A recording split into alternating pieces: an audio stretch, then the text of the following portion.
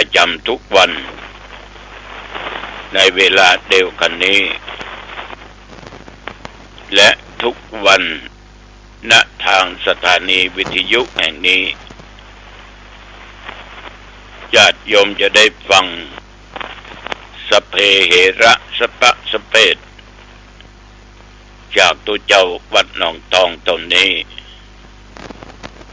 นำมาอู้นำมาจานำมาสาธยายเพื่อแก่ญาติแก่โยมท่านทั้งหลายได้รับฟังกันตัววานี้ฝนตกวันค่ำนะมันตกมันนักหนอมันลงบอกบหายบดีเนี่ยถนนสายอิมปิงนั่นมีก็ขี้เปิดนะเขาเป็นกำลังปรับหน้าถนนอยู่เป็นจะลาดยางบะตอยใหม่ตั้งแต่ตาควายในพดไปเรื่อยปวดต้องอบต.องค์การวันสันตบลศพแม่คามันถึงรถยนต์เนี่ยมันถึงพดนี่ก็ขี้เปิดนะอัตวานี้ขึ้นไปในเมืองเชียงใหม่เขาเรียกว่าทำฝนแต่ก็มีคนบนเหมือนกันนะพอลงมาเตะทำตีบ้านแพรขวางฝนให้ตกไปตกเงาทุลุง เอาคือตกมันก็มาตกเอาไปอยากคือตกมันดันมาตกของมีข้วนอย่างเนาะมันมีตามฤดูกาลมันหรอกไปห้ามมันได้เรื่องฝนไปเรียกร้องมันได้มันแห้งมันแล้งเรียกร้องให้มันตกมันต้องมีของจุของจอบก่อนอย่างโครงการฝนหลวงเนี่ยนะต้องมีสารเคมีบางสิ่งบางอย่างขึ้นไปพ่นเนี่ยไปจุไปจอบมัน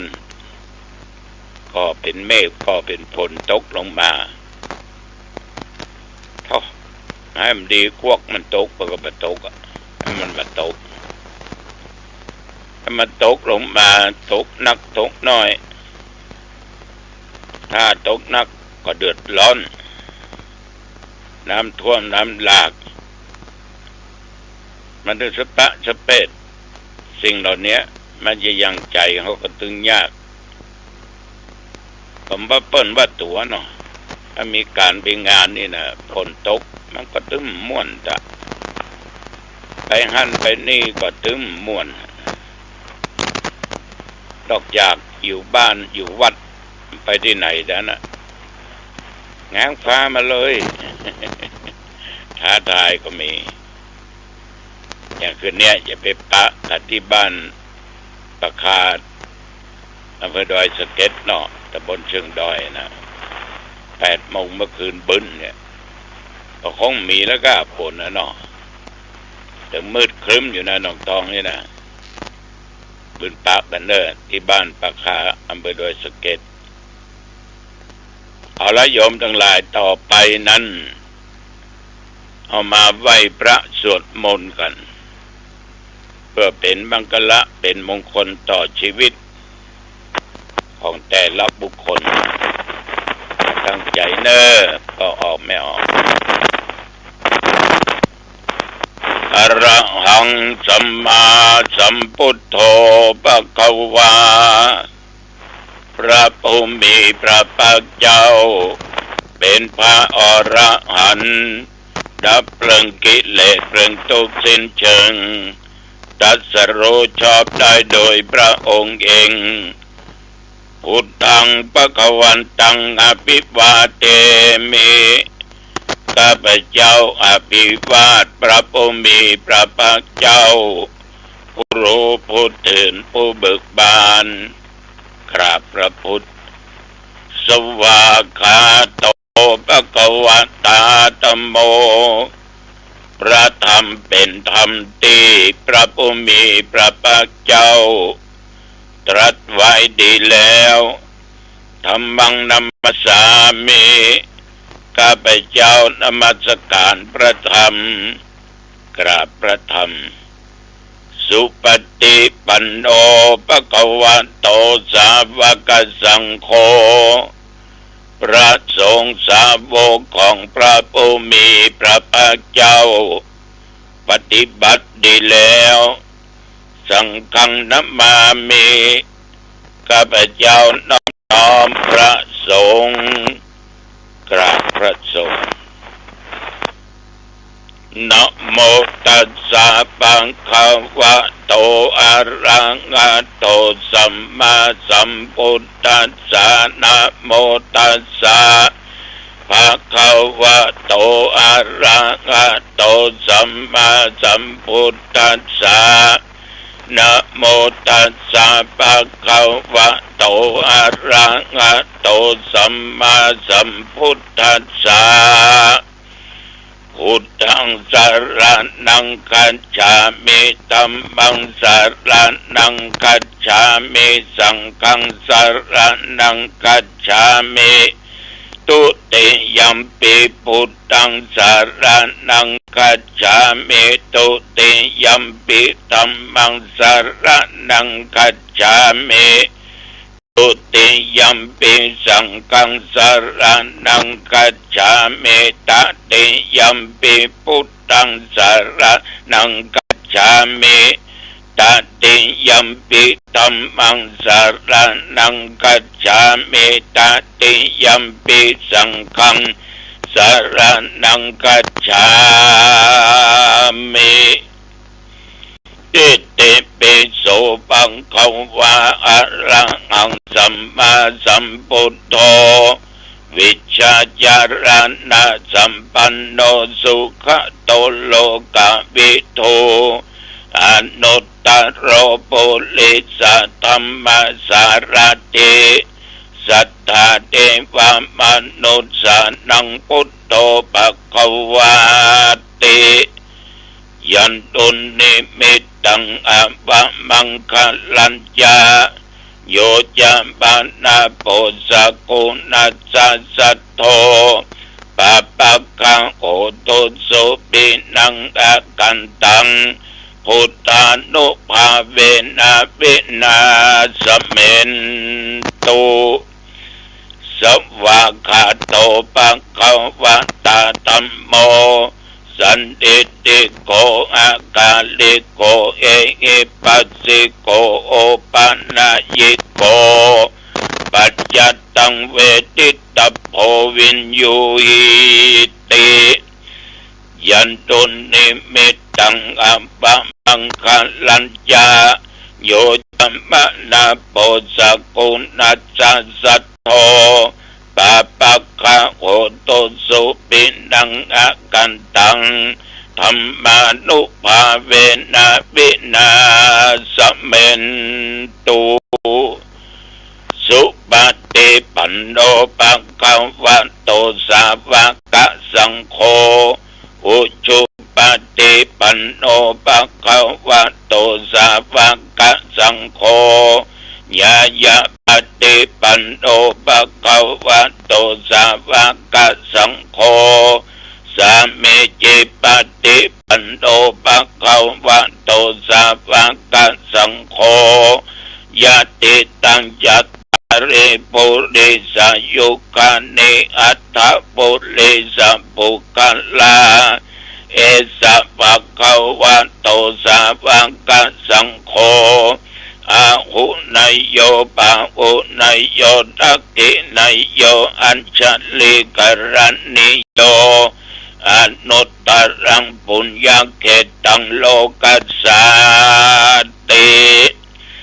ยันตุนิมิตตังอะวะมังคลัญญาโยจะมานาโปสกุณัสสัทโธปะปะคะโหตุสุปินังอากันตังสังขานุภาเวนะวินาสเมนตุ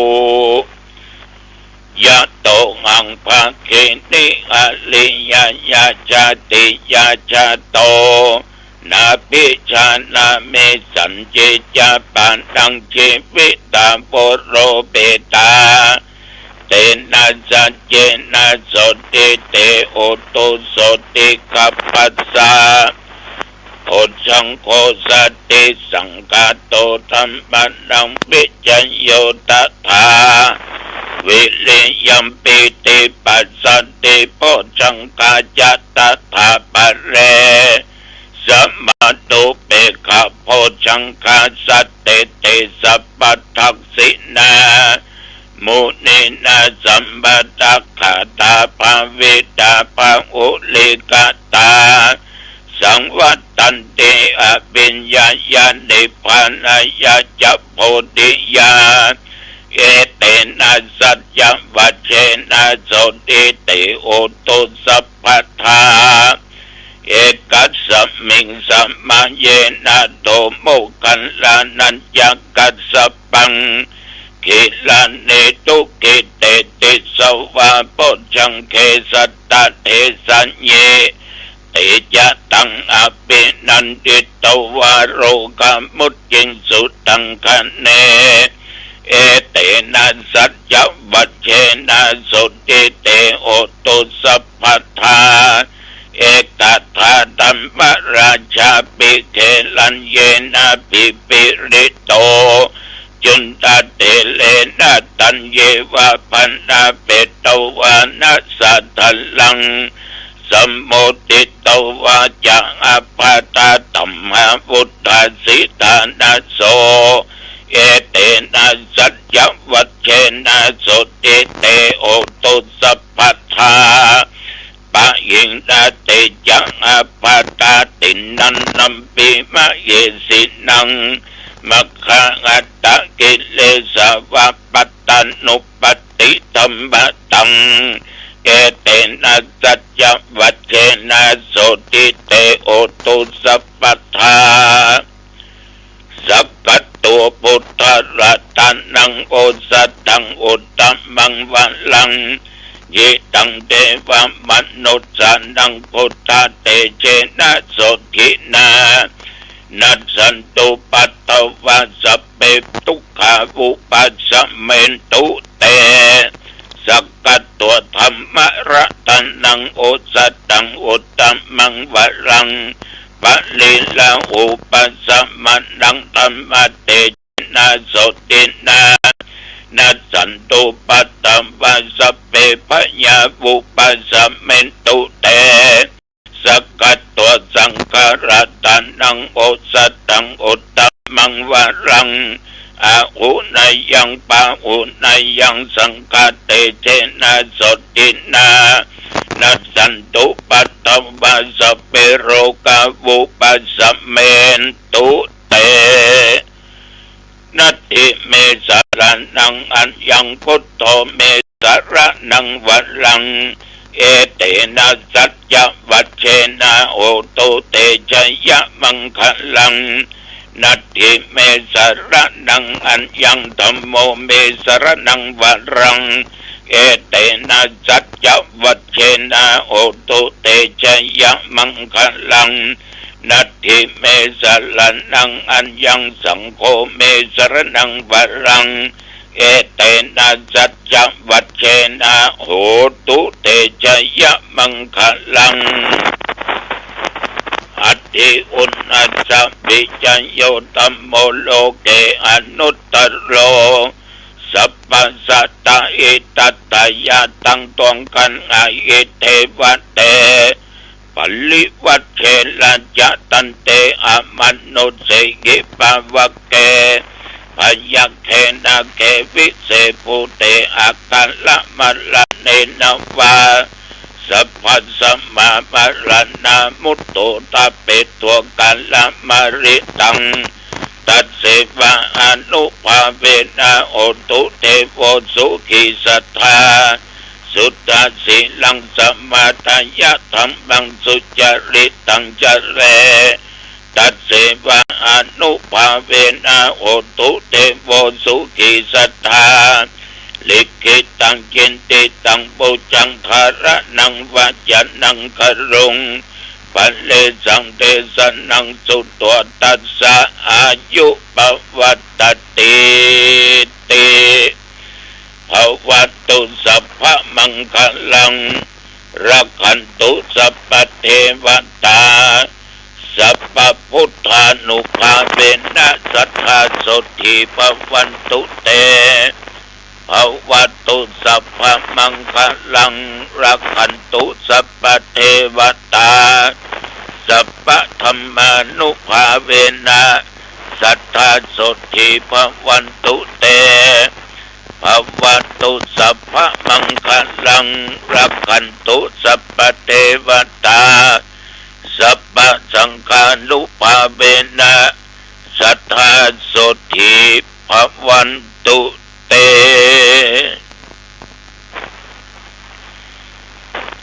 โดยบทพุทธานุภาพ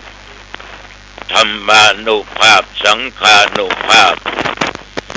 บทสาธยายมนต์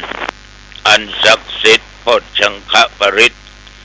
ยันตุนิมิตตังสักกัตตัวนัตถิเมอัตถิอุณสะวิจัยโยเป็นมนต์อันศักดิ์สิทธิ์จงมาปกป้องคุ้มครองรักษายังตนตัวข้าพเจ้าและญาติโยมท่านผู้ฟังทั้งหลายทุกท่านทุกคนแม้นว่าได้ตะลงโลกาเปียธิเจ็บไข้ได้ป่วยอย่างหนักอย่างแน่นอย่างหนากินยาก็บ่หายหมอยาก็บ่หายก็ขอคุณแห่งพระพุทธพระธรรมพระสงฆ์มนต์ศักดิ์สิทธิ์ต่างๆจงมากำจัดโรคภัยไข้เจ็บทั้งหลายที่เกิดแก่ข้าพเจ้าและญาติโยมจงอันตรธานสัวหาย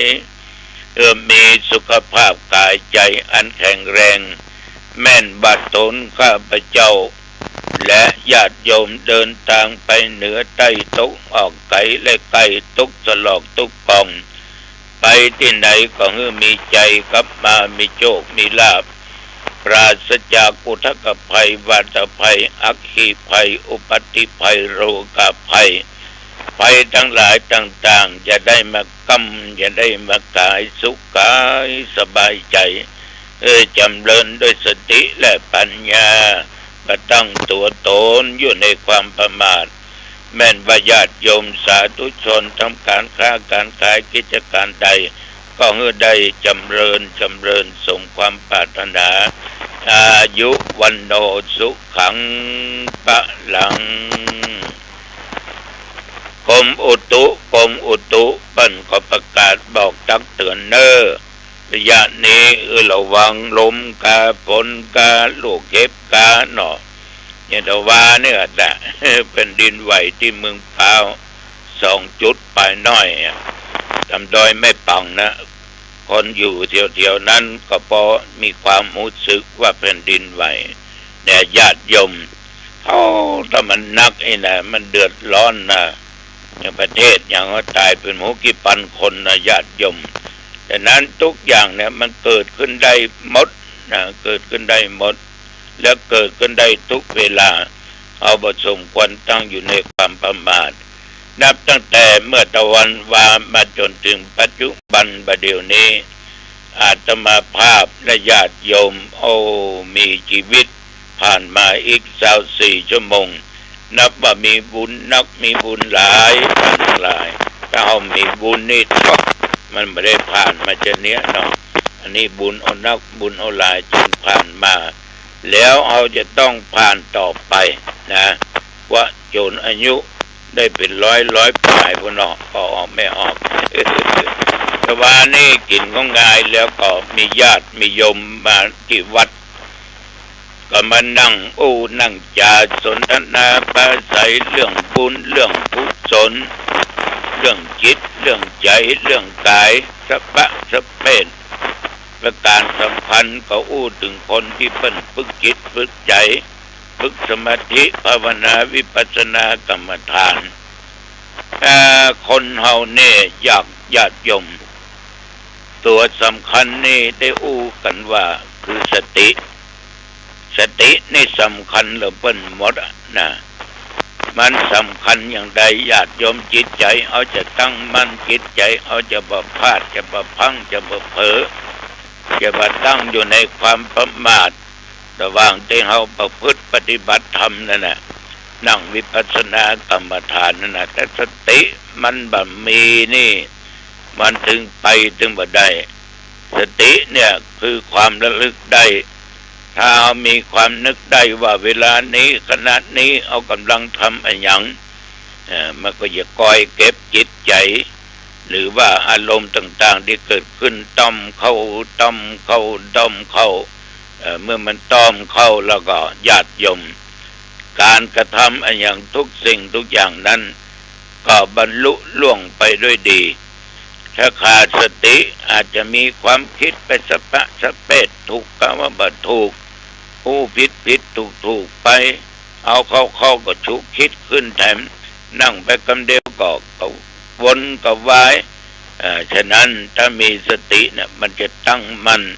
จิตใจเขาจะเป็นสมาธิคนเฮานี่ถ้าหากว่ามีกายสงบเนาะวาจาสงบใจสงบก็ได้ชื่อว่าเป็นสัตตบุคคลคือคนดีที่ว่าคนดีนั้นก็หมายถึงคนที่มีความรู้ดีมีความสามารถดีมีความประพฤติดี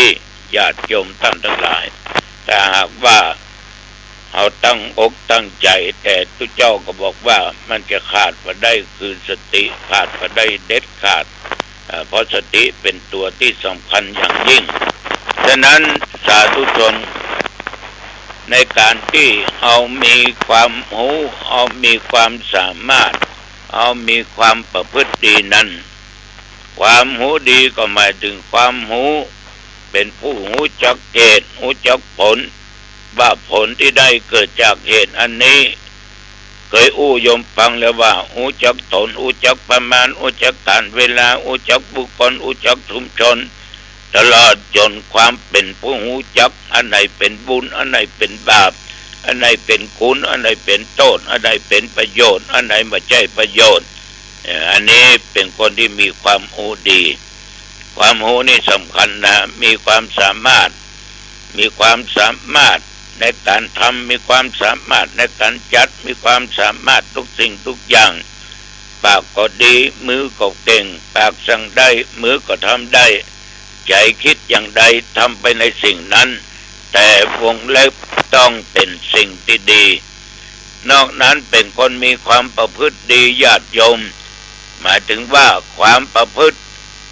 ตามพระธรรมคำสอนขององค์สมเด็จพระสัมมาสัมพุทธเจ้าเพิ่นสอนเอาละความชั่วแล้วกระทำความดีว่าทั้งกายทั้งวาจาทั้งด้านจิตใจละความชั่วต่างๆนานาที่มันจะเกิดขึ้นเพราะความชั่วนั้นไม่ได้นำคนให้มีความสุขจะมีแต่ความทุกข์จะมีแต่ความเดือดร้อนเดือดร้อนถึงชาตินี้เดือดร้อนถึงภพหน้าเนี่ยบอกเนี่ยเพราะความชั่วจะเป็นผลติดตามไปสร้างเหตุชั่วได้ผลชั่วสร้างเหตุดีได้ผลดีฉะนั้นสาธุชนญาติโยมละชั่วทำดีแล้วก็ทำจิตใจของตัวเองเนี่ยมันหมดมันสะอาดมันใสเจ้าแวว จะไปขี้โลภจะไปขี้โกรธจะไปขี้เกียจจะไปขี้อาฆาตพยาบาทมาดร้ายไผแล้วจะไปขี้ลุ่มหลงในกามตัณหาภวะตัณหาวิภาวะตัณหาถ้าเรามีบุญนี้ก็มาติดอยู่ในจิตในใจแล้วมันสกปรกมันมอมแมมเนาะแต่มันมอมแมมมันจะบัดอยู่เป็นสุขจะมีแต่ความทุกข์ฉะนั้นศรัทธาสาธุชนญาติโยมท่านทั้งหลายธรรมากล่าวว่าสติเป็นสิ่งที่สำคัญยิ่งแม้แต่เราจะทำอะไรก็ตามจะจะจ๋าจะไปที่ไหนก็ตามเราก็ต้องพกสติไว้ตัวสติมาปัญญาเกิดสติเตลิดมันมักจะเกิดปัญหาอันนี้ก็ขอฝากฝังไว้กับญาติกับโยมลองนำไปคิดพิจารณาดูเนอะวันนี้กินก็ตอนแล้วอย่าไปที่บ้านแพะขวางกำเนาะวันนี้มนไปส่งศพโดยเผาศพโดยกับวันนี้นะคือเลี้ยวไปเทศ วันนี้นิมนต์ไปกรรมขอบใจนักๆแล้วมาคืนพระกันที่บ้านปักคาตำบลเชิงดอยอำเภอดอยสะเก็ดเนอครอบครัวนี้เป็นตระกูลที่เคยมากินมาทานที่วัดหนองตองบ่อยว่าอุ้ยไม่อุ้ยนะกับลูกเต้าหลานเด่นมากินมาทานที่วัดหนองตองบ่อยขอบใจต่อญาติโยมคืนที่ผ่านมาเนอตั้งอกตั้งใจฟังธรรมะตั้งแต่ต้นจนอวสานโดยกายสงบวาจาสงบใจสงบและยังช่วยกันบริจาคปัจจัยได้ถวายเป็นผ้าป่าตอดที่โรงพยาบาลมหาราชนครเชียงใหม่ตึกส่งนะพระตอดพระป่าวันเนี้ยครับวันพวกนี้แต่ธรรมาภาพคณะส่งไปวันพวกเก่งก็ตอนแล้วญาติโยมร่วมกันขึ้นแล้วได้3,100 กล่องบุญขออนุโมทนานักๆวันนี้จะไปแต่ไปจะให้จะหอมก็ได้ขืนไปโดยสเก็ตพี่น้องตะปุ้นไปจะให้จะหอมก็ได้เนอะจะเอาไปช่วยพิสุไข้คือเจ้าเจ็บไข้ได้ป่วยอยู่หมู่บ้านนั้นวัดนั้นตำบลอำเภอจังหวัดนั้นประจำเป็นต้องเจาะจงก็ในเชียงใหม่ถึงภาค7ถึงแม่ฮ่องสอนถึงลำพูนพดเวียเชียงรายพะเยาเมืองแพร่เมืองน่านลำปางพดไปทั้งภาคใต้พดไปทั้งอีสานพดไปภาคกลางพุ่นคือเจ้าที่เพิ่นบ่สบายที่อาพาธนะเพิ่นมาฮักสัวที่โรงพยาบาลส่งมหาราชเชียงใหม่เนี่ยก็หากองทุนไว้เพราะปีหนึ่งใจจ่ายเสี่ยงเป็น50 ล้านญาติโยมท่านผู้ฟังทั้งหลายเอาช่วยกันเนอะช่วยกันเอาละวันนี้จะเป็นมาเป็นเวลาพอสมควรอายุวันโนสุขังพระหลังพบ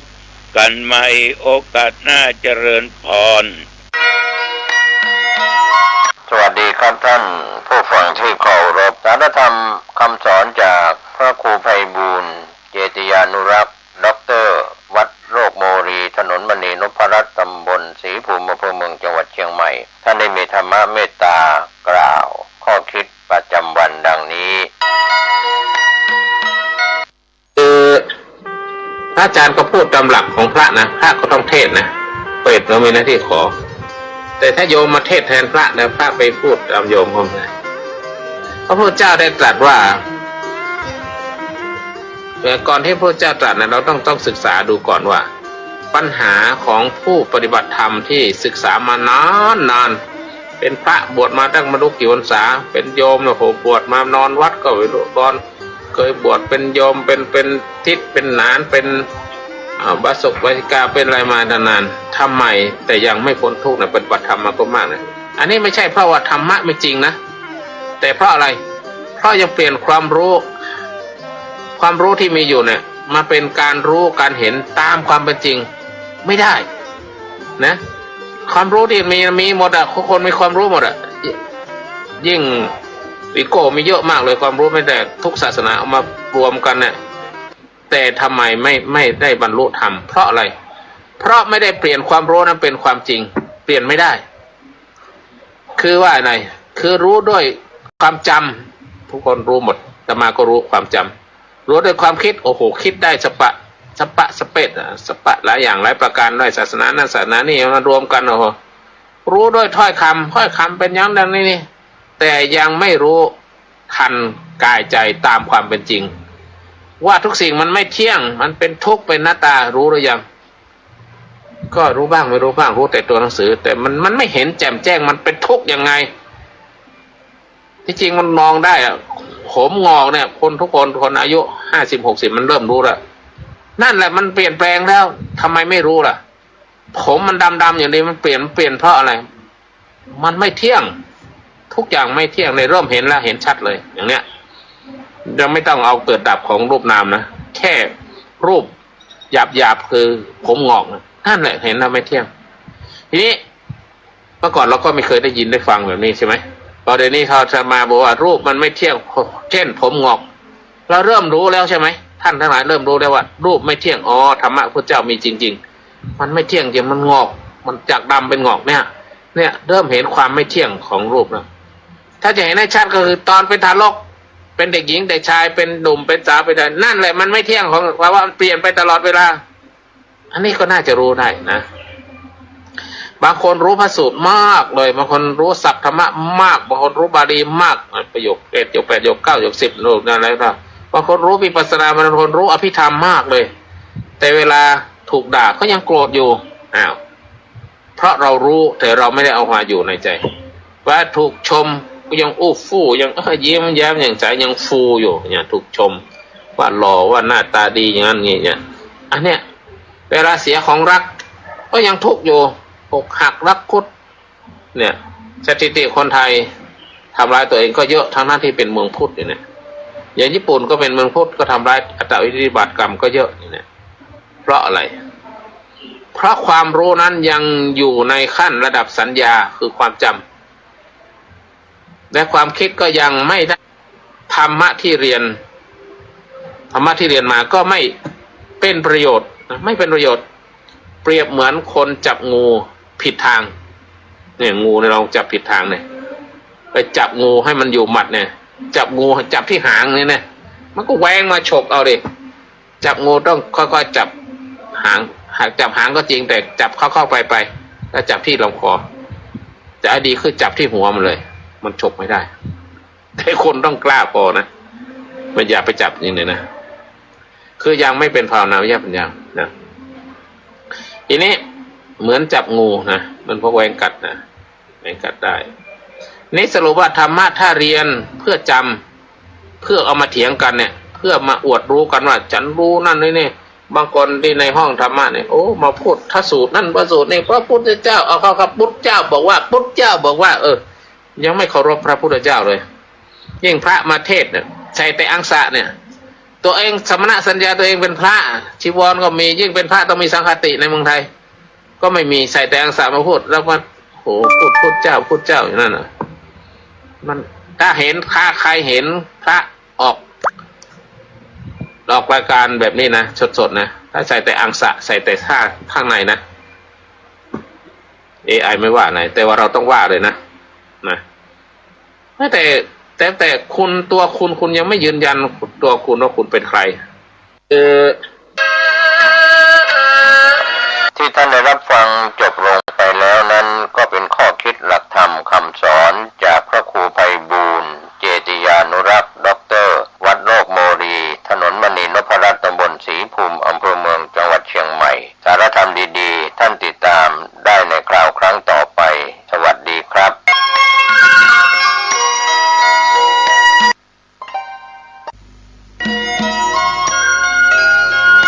สวัสดีครับท่านผู้ฟังที่เคารพทางสายเอกดำเนินรายการโดยพระประชานาถมุนีเจ้าอาวาสวัดดอนจันทร์เจ้าคณะอำเภอกัลยาณิวัฒนาจังหวัดเชียงใหม่ท่านมีธรรมะเมตตากล่าวธรรมะดังนี้จิตเราไม่ได้ฝึกฝนก็เพราะจิตเราไม่ได้ฝึกจิตเราเป็นผู้ไม่รู้เพราะฉะนั้นการฝึกจิตเนี่ยให้เราเป็นผู้รู้เช่นเรารับประทานอาหารเนี่ยเรากินอาหารเนี่ยเราฉันอาหารเนี่ยเราจะต้องรู้ว่าสิ่งนั้นกินแล้วมันเป็นคุณประโยชน์ต่อเราแล้วมันเป็นโทษต่อเรามันเป็นพิษเป็นภัยต่อเรานะเราต้องพิจารณาก่อนแต่พวกเราก็ต้องพิจารณาดูถ้าเราฝึกจิตให้จิตเรานี่เป็นจิตผู้รู้ว่าอันนี้ควรกินรู้ว่าอันนี้ไม่ควรกินแล้วเบาหวานมันเพิ่มกินแล้วความดันมันเพิ่มอยู่แล้วมันเป็นทุกข์อยู่แล้วมันเป็นประโยชน์เราต้องรู้ของแบบนี้สิ่งใดที่เป็นโทษมันก็เบียดเบียนเราทำลายเราสิ่งใดที่เป็นประโยชน์มันก็เกื้อกูลเราแต่ทุกวันนี้เราแยกแยะไม่ได้เราแยกแยะไปดังรสชาติอาหารอย่างเงี้ย90%เราแก่เราเจ็บเราตายเพราะเรากินแต่ไม่เรากินเนี่ยเหมือนงัวควายกินขยะนั่นแหละคนที่ไม่ได้ฝึกจิตก็จะเป็นไม่แตกต่างงัวควายที่มันกินของในกองขยะมาพิจารณาโดยเป็นพิษเป็นภัยมันก็ไม่รู้มันกินอย่างเดียว ก็เหมือนคนจำนวนมากกินตอบสนองความรู้สึกของจมูกตอบสนองความรู้สึกของลิ้นเนี่ยถ้าเราฝึกจิตเราเป็นจิตผู้รู้นี่เรารู้แล้วว่าจมูกคือเพชฌฆาตจมูกมันเป็นเพชฌฆาตหลอกให้เรากินนะเราเป็นเหยื่อของจมูกเราเป็นเหยื่อของลิ้นแต่มันลิ้นก็ชอบจมูกมันก็ชอบมันให้เราหลงไหลในการกินแต่แม้เหมือนคนกินเหล้ามันก็กินเหล้าทุกวันนึกดูเนี่ยมันกินเหล้าทุกวันกินเหล้าทุกวันกินเบียร์ทุกวันนึกดูสูบบุหรี่ทุกวันสูบกัญชาทุกวันเสพยาเสพติดทุกวันเห็นไหมเราได้ว่ามันไม่ได้ฝึกจิตมันก็จะหลงเมื่อจิตเราไม่ได้จิตเป็นเมื่อจิตเราไม่ได้เป็นจิตผู้รู้มันก็ไม่รู้เลยไงมันก็กินแค่นั้นแหละเหมือนเด็กกินขนมเนี่ยเหมือนงัวกินอาหารในกองขยะมันก็เป็นแบบนั้นแหละพวกเราทั้งหลายเป็นพิษเป็นภัยไม่รู้เหมือนสุนัขกินอาหารในกองขยะเป็นพิษเป็นภัยมันก็ไม่รู้แต่พวกเราต้องพิจารณาถ้าเราฝึกจิตของเราเป็นจิตผู้รู้เราก็รู้ว่าสิ่งนี้ควรกินแล้วเป็นประโยชน์ต่อชีวิตของเรากินแล้วให้ชีวิตเรานั้นมีสุขภาพดีระยะสั้นระยะยาวแต่เวลานี้เป็นประโยชน์ต่อระยะสั้นแต่ระยะยาวนั้นมันเป็นโทษต่อชีวิตของเราเช่นเรากินน้ำมันมากๆเนี่ยเราฉันน้ำมันมากๆเราฉันของหวานมากๆเนี่ยฉันน้ำตาลมากๆเนี่ยพออายุ40เบาหวานจะมาแล้วความดันจะมาแล้วการกินของเรามันไม่ได้สร้างสรรค์ชีวิตมันทำลายชีวิตของเราก็เพราะเราไม่รู้นั่นแหละถ้าเรารู้มันจ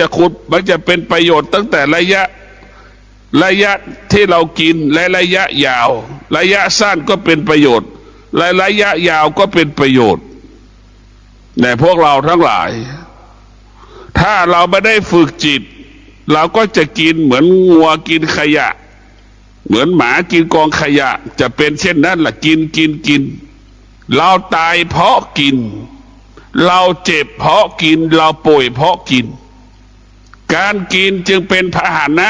ที่นำโรคสารพัดโรคมาสู่ร่างกายของเรา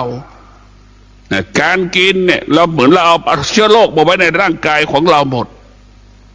พวกเราทั้งหลายแล้วทุกพิจารณาดูความดันเบาหวานที่เกิดมาจากในการกินทั้งสิ้นไม่มีใครเกิดมาแล้วไม่มีความดันไม่มีเดี๋ยวนี้เกือบ100%คนจะเป็นความดันกัน50%คนจะเป็นเบาหวานกันแต่เพราะการกินนี่แหละแต่เพราะเราไม่ได้ฝึกจิต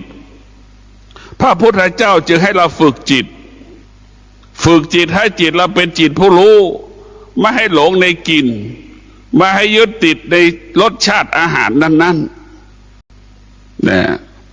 โดยเฉพาะเครื่องปรุงอาหารสารพัดเครื่องปรุงเนี่ยเรียกว่าเครื่องปรุงรสเป็นตัวบ่อนทำลายคุณภาพชีวิตเราแต่พวกเรามันทำลายคุณภาพชีวิตเราหมดเพราะฉะนั้นพวกเราทั้งหลายเราพยายามปรุงอาหารไม่ต้องมีเครื่องปรุงรสคงที่แม่บ้านคนไหนที่ใช้เครื่องปรุงรสทำอาหารบ่งบอกว่าแม่บ้านคนนั้นไม่มีคุณภาพในการทำอาหาร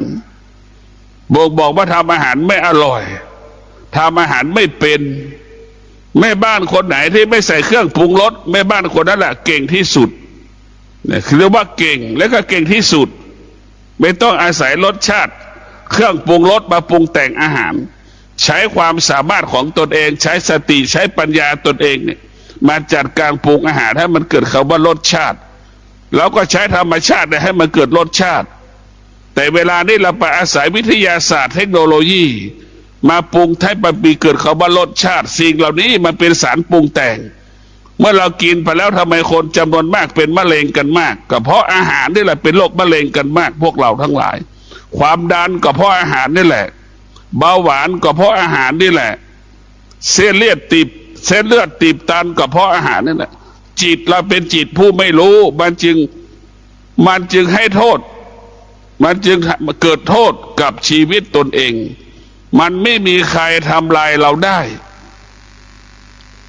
ไม่มีใครเบียดเบียนเราได้มีแต่จิตผู้ไม่รู้นะเบียดเบียนตัวเองนะเบียดเบียนที่ไหนตั้งแต่การกินเบียดเบียนตัวเองตั้งแต่การกินเห็นชัดเจนที่สุดเรากินวันนี้เรากิน30 ปีนะเรากิน30 ปีกินตั้งแต่อายุ20 ปีเนี่ยตั้งแต่เกิดมาจนถึงอายุ20เนี่ยเราคิดว่ามันเป็นประโยชน์มันเกิดประโยชน์พอมันเข้า40เมื่อไหร่แล้วเนี่ยมันจะเป็นโทษต่อชีวิตของเรานะมันเป็นโทษเลยอย่างน้อยก็ลุกยากนั่งยากคืออ้วนใช่ไหมพวกเราทั้งหลายอ้วนเนี่ยคือลุกยากนั่งยากทำให้เราอ้วนล่ะนี่คือลุกนั่งยากเพราะฉะนั้นเรามาฝึกจิตให้จิตเราเป็นจิตผู้รู้เมื่อจิตเป็นผู้รู้มันจะกินสิ่งที่เป็นประโยชน์ต่อร่างกายนะมันจะกินสิ่งที่เป็นประโยชน์ต่อร่างกายมันจะงดเว้นสิ่งที่ทำลายร่างกายของเราสุขภาพของเรานะไม่ทำลายวันนี้มันก็ทำลายวันหน้าเช่นน้ำมันนี่มันก็จะงดการกินน้ำมันนะพวกเราทั้งหลายมันจะงดการกินน้ำมันหรือกินน้ำมันน้อยลงหรือจะไม่กินน้ำมันเลยเป็นสิ่งที่ดีที่สุดนะและเชื่อว่าเราต้องมีหลักถ้าเรามีสติเรามีสติแล้วเรามีได้ฝึกจิตเราจะเป็นจิตผู้รู้จิตนั้นก็จะให้คุณประโยชน์กับเรากินสิ่งที่เป็นประโยชน์นอนก็ให้นอนเป็นแบบที่มีรู้ว่าเวลานอนรู้เวลานอนที่จะนอนกี่โมงมันจะเป็นประโยชน์ต่อร่างกายของเราแล้วมันก็รู้สิ่งที่เราทำแต่ละเวลานั้นมันสร้างสรรค์ชีวิตเราให้ชีวิตเรามีคุณภาพชีวิตที่ดีให้มีสุขภาพที่ดีนี่คือการฝึกจิตมันจะเกิดประโยชน์ต่อเราทั้งสิ้นแต่ที่มีปัญหาคือเราไม่ได้ฝึกจิตเมื่อไม่ได้ฝึกจิตมันก็ไม่สามารถมาหยุดยั้งความอยากนั้นได้ความอยากมันเกิดขึ้นเพราะมันขาดสติความอยากที่เกิดขึ้นเพราะขาดความอดทนความอยากที่เกิดขึ้นเพราะขาดวิริยะภาคเพียรไม่สามารถไปหยุดยั้งความอยากนั้นได้ถ้าเราฝึกจิตเมื่อไหร่จิตนั้นเมื่อเราฝึกจิตเราเป็นผู้รู้จิตเราจะมีความอดทนจิตเราจะมีวิริยะภาคเพียรแล้วมันจะหยุดความอยากนั้นได้เมื่อเราหยุดความอยากนั้นได้ร่างกายเราสุขภาพของเราก็ดีทุกวันแต่พวกเรานึกดูนี่ใครทำลายชีวิตเราพิจารณาดูว่าโลกสารพัดโลกมันเกิดจากการกินทั้งสิ้นให้เราเข้าใจว่าผู้ฟังทั้งหลายโลกสารพัดโลกเกิดจากการกินในการกินนั่นแหละคือกินของที่เป็นพิษเป็นภัยต่อร่างกายจึงทำให้สุขภาพเราไม่ดีร่างกายเราไม่ดีเนี่ยถ้าเราฝึกจิตเรามีปัญญาจิตเราจะเห็นโทษเห็นประโยชน์สิ่งที่เราจะกินระยะสั้นระยะยาวเหมือนเราก็บุคคลที่ฝึกจิตนั้นมีปัญญาเมื่อจิตมีปัญญาบุคคลนั้นก็จะเห็นความจริงสิ่งที่เรากินว่าเกิดประโยชน์ระยะสั้นระยะยาวรู้เกิดประโยชน์ระยะยาวก็รู้เกิดประโยชน์ระยะสั้นก็รู้มันจะกินสิ่งที่เป็นประโยชน์ระยะยาวกินแล้วไม่ให้ทำลายสุขภาพนี่คือผู้ที่มีปัญญาฝึกจิตเพราะฉะนั้นพวกเราทั้งหลายเห็นเองเราก็เห็นเองนะเราก็ทำเองเห็นเองทำเองนั่นแหละในพวกเราทั้งหลายต้องเป็นอย่างนั้นเห็นเองทำเองเจ็บปวดใครเจ็บปวดแทนเราบ้างเราต้องพิจารณา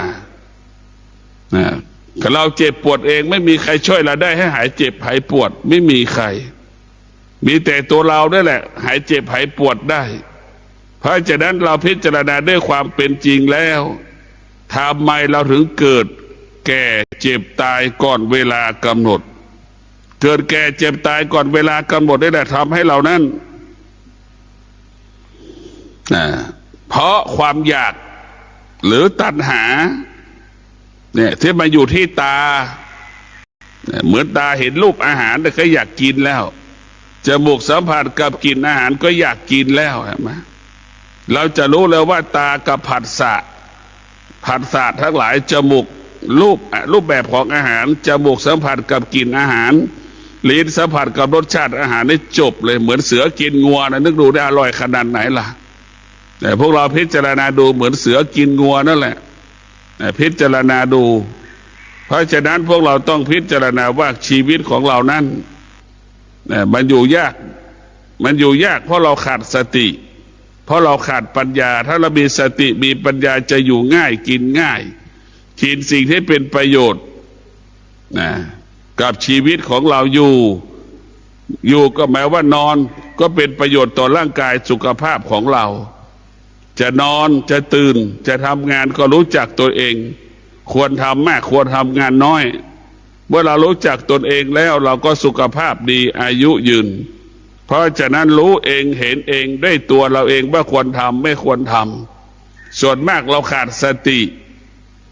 เมื่อเราขาดสติแล้วมันจึงทำให้เราเกิดความทุกข์ทำงานเกินความจำเป็นของร่างกายใช้ความอดทนมากเกินไปบังคับกายตนเองเราต้องใช้ความอดทนมาเกิดความสมดุลกับร่างกายของเรายกของหนักมากเกินไปอย่างเนี้ยพอแก่มาเฒ่ามาชรามาแล้วเห็นไหมหลังมันกองหลังมันคล้องนะหลังมันค่อมพวกเราจะเห็นได้ชัดเจนแข้งขาก็เหมือนแข้งเราเหมือนแข้งเป็ดนะเดินก็ไม่สะดวกเพราะเราใช้มันมากเกินไปก็อยากฝากให้พวกเราได้พิจารณาว่าสติแล้วสติฝึกจิตนี่สำคัญคำว่าสติฝึกจิตเราไม่ต้องไปเรื่องนิพพานหรอกให้เรามีสติในการกินเรื่องมีสติในการกินจงรับรู้ว่าเรามีสติในการกินเราก็จะกินที่เป็นประโยชน์ต่อตนเองโดยเฉพาะผู้เป็นแม่บ้านเนี่ยผู้เป็นแม่เนี่ยต้องพิจารณาแม่ต้องมีสติแม่ก็คือเป็นผู้ทำลายเรียกว่าภรรยาเป็นผู้ทำลายสามีแม่นั่นแหละเป็นผู้ทำลายลูกก็คือการกินอาหารที่ไม่เป็นประโยชน์ต่อชีวิตของลูกกินอาหารไม่เป็นประโยชน์ต่อผู้เป็นสามีทางที่รู้อยู่สามีกินอาหารชนิดนี้มันเป็นโทษเป็นพิษระยะยาวมันจะเป็นปัญหาเกิดปัญหาก็ยังหาหมูหาไก่ปรุงแต่งน้ำมันใส่แล้วใส่อีกแต่พวกเราพิจารณาดูนี่แหละคนที่ทำลายเราก็คือผู้เป็นแม่ทำลายโดยไม่รู้สึกตัวทำลายอะไรคือทำลายโดยขาดสติทำอาหารตามใจสามีทำอาหารตามใจลูกนี่แหละลูกกินแล้วก็อาหารมันหมดถ้วยพ่อแม่ก็มีความสุขกว่าทำอีกเห็นไหมนี่แหละหรือแปลสภาพเป็นอย่างนั้นอีกหน่อยหนึ่งเนี่ยทำให้กินอีกก็ชอบหมดอีกเนี่ยมันก็เป็นอย่างนี้เราก็หลงแม่ทำอาหารก็หลงว่าตัวเองทำอาหารอร่อยแต่เราต้องพิจารณาว่าสิ่งที่เราให้สามีกิน อาหารที่เราให้ผู้เป็นลูกเรากินเราต้องมีหลักว่าเป็นประโยชน์ต่อสุขภาพวันนี้และวันข้างหน้าระยะยาวก็เป็นประโยชน์ระยะสั้นก็เป็นประโยชน์ให้เป็นแบบนี้อย่างนี้เราจะทำยังไงให้สามีเรามีสุขภาพดีทำยังไงให้ลูกเรามีสุขภาพดีพ่อแม่ต้องเป็นนักโภชนาการแม่ต้องเป็นนักโภชนาการเรียนรู้เรื่องการทำอาหารที่เป็นประโยชน์ต่อสุขภาพแม่ต้องเรียนรู้ถ้าแม่ไม่เรียนรู้แม่ทำอะไรตามใจตัวเองตามใจลูกตามใจสามีท้ายสุดก็ทำลายชีวิตสามีทำลายชีวิตลูกพอลูกอายุมากแล้วก็เกิดโรคสารพัดโรคพวกเราต้องพิจารณาเราต้องฝึกจิตเรารู้เองเห็นเองปวดที่ไหนเราก็รู้เองเจ็บที่ไหนเราก็รู้เองเห็นเองเห็นความเจ็บปวดนั่นแหละคือเห็นธรรมะความเจ็บปวดเป็นธรรมชาติเราอยู่เหนือความเจ็บปวดนั่นคือธรรมะให้เราเข้าใจอย่างนี้ ให้เรารู้ว่าความเจ็บปวดเป็นเรื่องของธรรมชาติไม่มีใครเกิดมาแล้ว ไม่มีใครเกิดมาแล้วไม่มีคำว่าเจ็บปวดไม่มีจะประสบกับคำว่าเจ็บปวดเหมือนกันหมดในท่านทั้งหลายเมื่อเรารู้ว่าความเจ็บปวดมันเกิดก็จนรับรู้ว่าความเจ็บปวดที่มันเกิดขึ้นตามร่างกายนั้นเป็นสิ่งที่ไม่ทนเป็นสิ่งที่ทนได้ยาก ให้เรารู้อย่างนี้สัตว์พวกเราทั้งหลายความพอใจที่เราเกิดขึ้นก็เป็นสิ่งที่ไม่ทนเป็นสิ่งที่ทนได้ยากไม่สามารถคงสภาพเดิมได้ความทุกข์ก็เป็นเช่นนั้นเป็นสิ่งที่ไม่ทนเป็นสิ่งที่ทนได้ยากความทุกข์ไม่สามารถคงสภาพเดิมได้ให้เราเข้าใจอย่างนี้เราก็ไม่ต้องไปยึดติดให้มีสติอยู่กับมันให้ได้เมื่อเรามีสติอยู่ว่ามันปวดเราก็รู้เองเห็นเองรู้เองเห็นเองว่ามันปวดเราก็แก้ไขตัวเราเองการแก้ไขก็คือการมีสติอยู่เหนือความเจ็บปวดมีสติอยู่กับความเจ็บปวดดังที่บอกแล้วว่าความเจ็บปวดเป็นสิ่งที่ไม่ทนความเจ็บปวดเป็นสิ่งที่แปรสภาพเมื่อรู้อย่างนี้แล้วเราก็อยู่เหนือสิ่งที่เรารู้เมื่อรู้อย่างนี้แล้วเราก็ไม่ต้องไปตามรู้ว่ามันเจ็บปวดดูมันเจ็บอย่างเดียวพวกเราทั้งหลายดูอะไรดูเราดูเหมือนคนเหมือนญาติพี่น้องไปดูแลคนป่วยนะรู้ว่าคนป่วยก็ดูคนป่วยนั่งดูคนป่วยดูแลคนป่วยคนป่วยจะลุกก็ให้เอามันลุกคนป่วยจะนอนก็ให้นอนคนป่วยจะพลิกซ้ายพลิกขวาก็ให้พลิกให้รู้แบบนั้นแหละเนี่ยให้เรารู้เหมือนคนป่วยรู้เหมือนคนที่ดูแลคนป่วยให้เป็นอย่างนั้นคนเจ็บคนป่วยก็รู้ว่าอยากจะผัดอยากจะเปลี่ยนท่านั่งท่านอนท่ายืนท่านอนก็รู้ให้รู้อย่างนั้นแหละไอ้คนที่ดูแลคนป่วยก็รู้แล้วก็ตอบสนองมันว่ามันอยากนั่งอย่างนี้มันอยากนอนแบบนี้มันจะกินอย่างนั้นจะกินอย่างนี้ให้มันรู้ให้เรารู้เฉยๆแต่เราไม่ควรไปปรุงแต่ง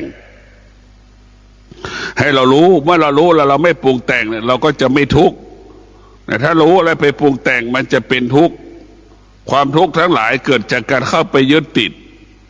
เขาว่าความเจ็บก็รุนแรงขึ้นมาทันทีความทุกข์คนเกิดมีไหมว่าเกิดมาแล้วไม่ทุกข์ไม่มี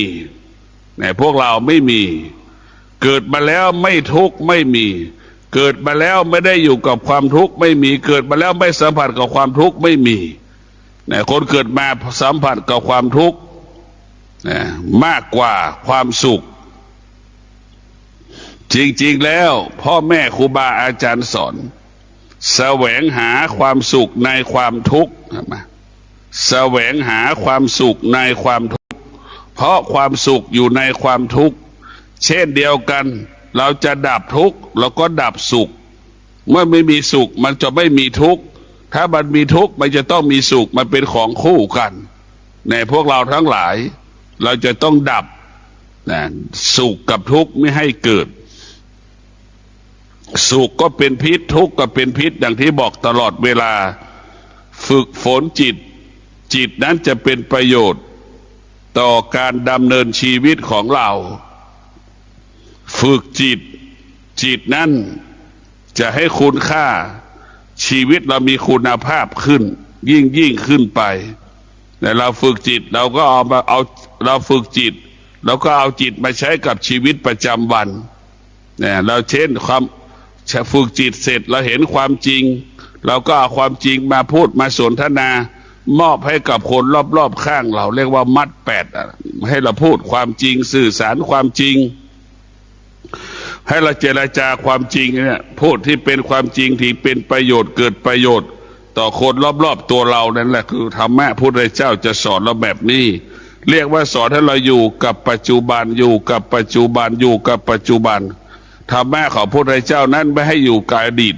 ให้เราอยู่กับปัจจุบันให้มากที่สุดผู้ที่ฝึกจิตกับผู้ที่ไม่ได้ฝึกจิตแตกต่างกันจิตผู้รู้กับจิตผู้ไม่รู้ก็ย่อมแตกต่างกันนะพวกเราผู้ที่มีความอดทนกับผู้ที่ขาดความอดทนก็แตกต่างกันผู้ที่มีวิริยะภาคเพียรกับผู้ที่ขาดวิริยะภาคเพียรก็แตกต่างกันผู้ที่มีสมาธิกับผู้ที่ขาดสมาธิก็แตกต่างกันเราจะเห็นว่าคนที่มีสมาธิกับคนที่ไม่มีสมาธิอันไหนที่มีประโยชน์เกิดประโยชน์ต่อชีวิตของเราเนี่ยพวกเราก็ต้องพิจารณากลับมาเห็นกายกลับมาเห็นกายกลับมาเห็นจิตของเรามันเป็นชนิดใดจิตเราเป็นลิงเราก็พยายามฝึกลิงให้ลิงนั้นนอนหลับให้ได้ นะเราฝึกจิตให้จิตเราเป็นลิงเราก็ต้องฝึกจิตพยายามให้จิตนอนหลับให้มากพยายามให้จิตนั้นสงบเราก็ต้องฝึกแบบนั้นจิตเรากระโบนกระวายกระสับกระส่ายเหมือนแมลงวันบินบ้อนตอมใบหน้าบินไปนู่นบินไปนี่เราจะต้องฝึกจิตเราให้จิตเราสงบมาให้ฟุ้งซ่านเหมือนแมลงวันบินไปทั่วนะเราต้องมาฝึกจิตแบบนั้นจิตของเรานี่มันถ้าไม่ได้ฝึกแล้วมันก็เหมือนสัตว์ในพวกเราทั้งหลายเหมือนสัตว์นานาชนิดมารบกวนเราตลอดเวลาเห็นไหมเราจะเกิดอาการไม่สงบจะเกิดอาการสุขทุกข์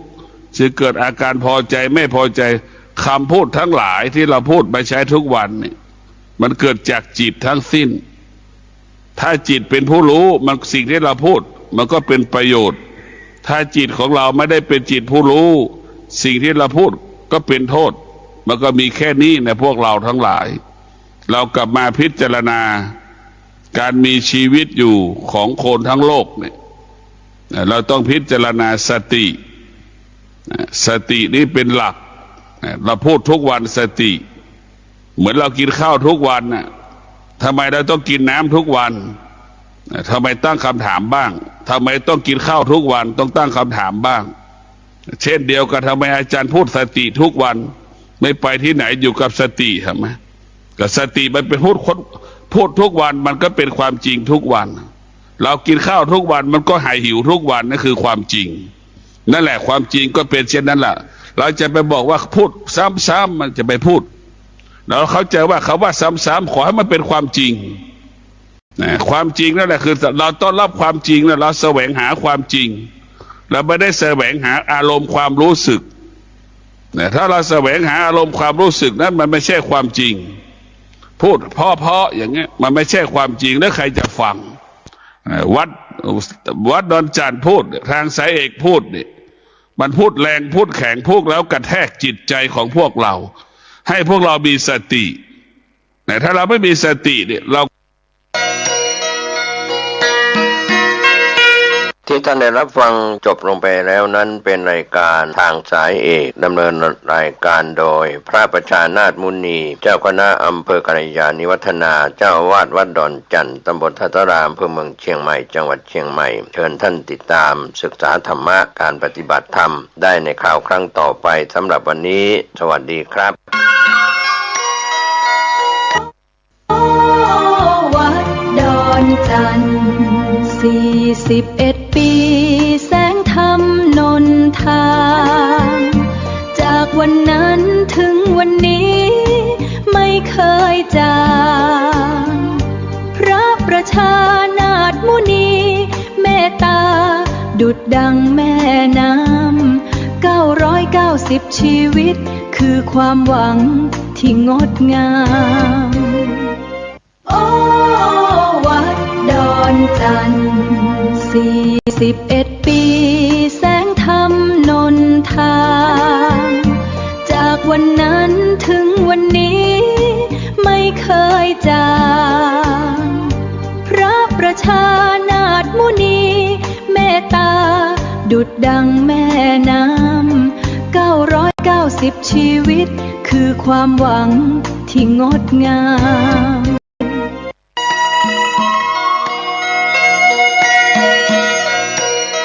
สารเพื่อการประชาสัมพันธ์โครงการปรับภูมิทัศน์และพัฒนาปรับพื้นที่รอบอุโบสถวัดป่าแดงมหาวิหารมติคณะกรรมการบริหารวัดป่าแดงมหาวิหารครั้งที่ 4/2567 ได้เห็นชอบและอนุมัติให้ดำเนินโครงการใช้เงินบริจาคและเงินสะสมของวัดเพื่อพัฒนาปรับพื้นที่ของวัดป่าแดงมหาวิหารจึงขอเชิญชวน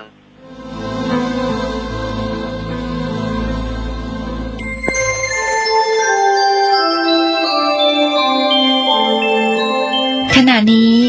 ท่านกำลังฟังสถานีวิทยุกระจายเสียง FM 104.5 เมกะเฮิรตซ์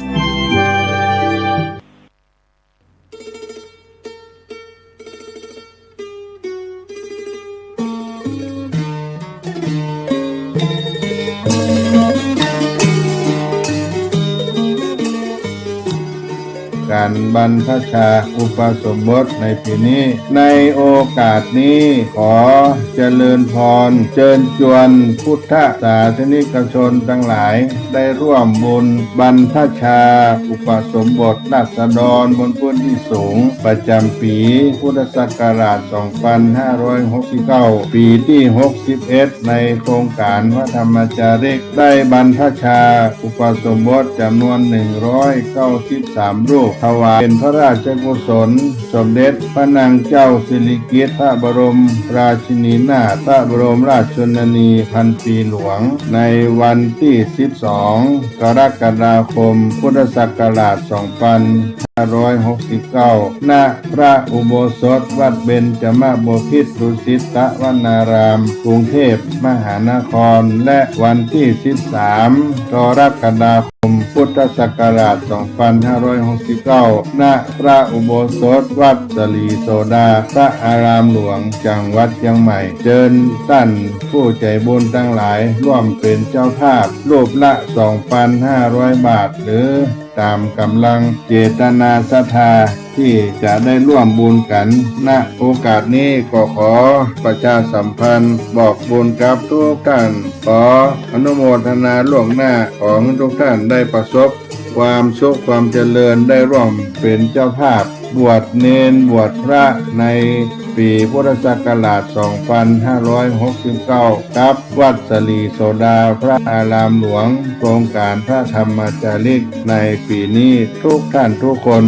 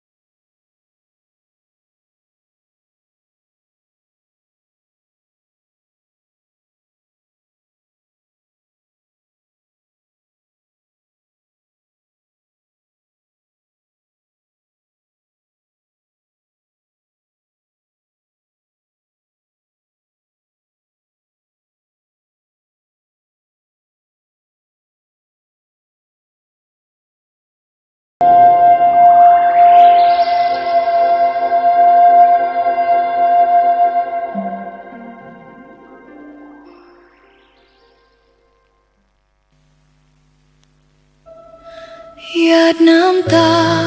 หลั่งรินท่วมแผ่นดินเมื่อได้ยินข่าวเศร้าวิปโยคใหญ่น้อมดวงจิตส่งเสด็จสู่ฟ้าไกลองค์เจ้าฟ้าพัชรกิติยาภาผู้ทรงธรรม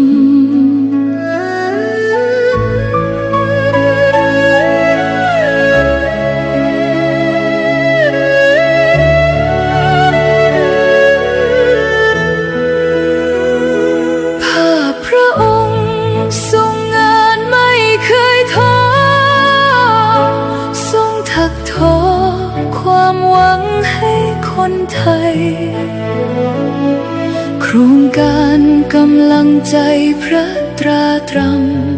ำชุบชีวิตผู้พลังทำให้ฟื้นคืนทรงเมตตาผู้ต้อง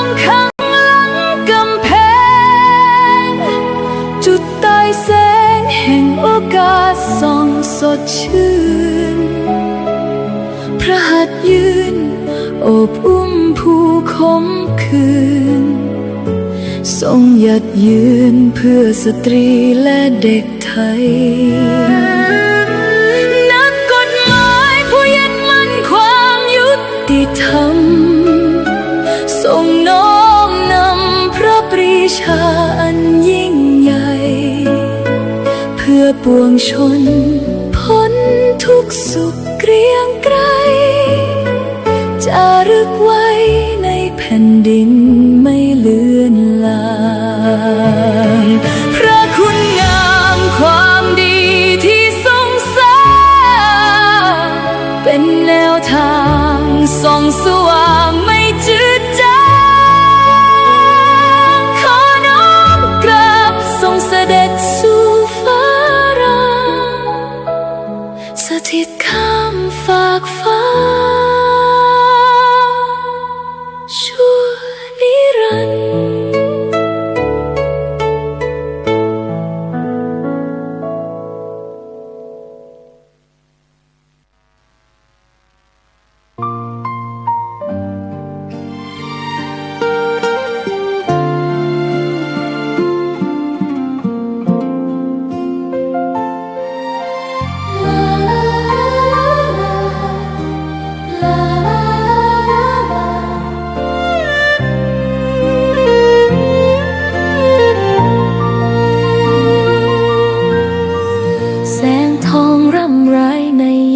อุตสา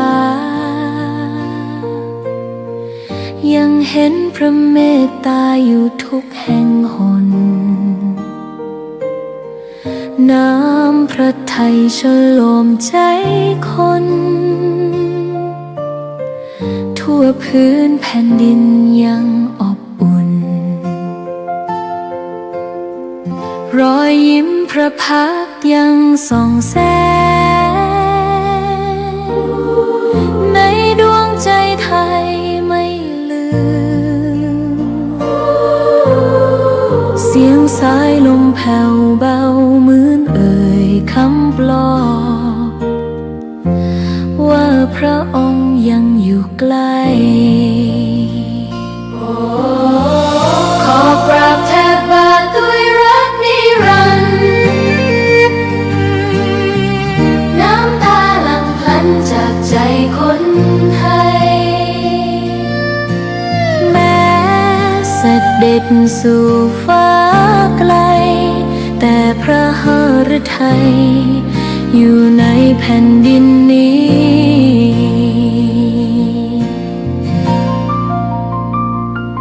สวนดอกไม้ยังบานดังวันเก่าราวกับเจ้าดอกไม้รู้ว่าพระองค์จากไปแต่กลิ่นหอมยังพัดผ่านใจให้ระลึกถึงพระเมตตาแผ่นดินนี้ยังส่องสว่างด้วยพระคุณอันยิ่งใหญ่ขอเดินตามรอยเท้าแห่งพระแม่ไปด้วยศรัทธาไม่เสื่อมคลายขอกราบแทบบาทด้วยรักนิรันดร์น้ำตาหลั่งพลันจากใจคนไทยแม้เสด็จสู่ฟ้าไกลแต่พระหฤทัยอยู่ในแผ่นดินนี้